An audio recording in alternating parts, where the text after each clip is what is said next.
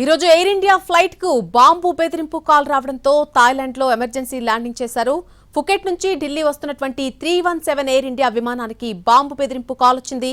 దీంతో థాయిలాండ్ లో ఇమీడియట్ గా ల్యాండ్ చేయడం జరిగింది. ఈ ఫ్లైట్ లో మొత్తం 156 మంది ప్రయాణికులున్నారు. అందరూ క్షేమంగా ఉన్నారని ఎయిర్ ఇండియా ప్రకటించింది.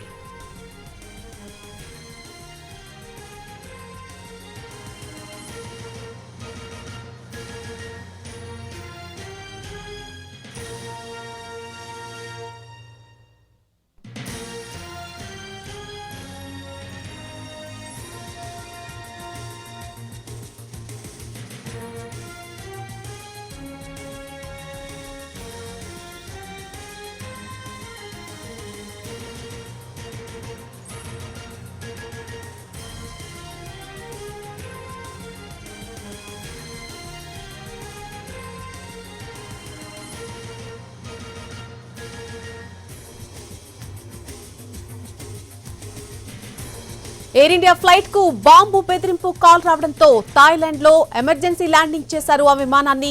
ఫుకెట్ నుంచి ఢిల్లీ వస్తున్నటువంటి 317 ఎయిర్ ఇండియా విమానానికి బాంబు బెదిరింపు కాల్ వచ్చింది. దీంతో థాయిలాండ్ లో ల్యాండ్ చేశారు.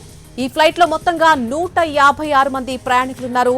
అందరూ కూడా క్షేమంగా ఉన్నారని ఎయిర్ ఇండియా ప్రకటించింది.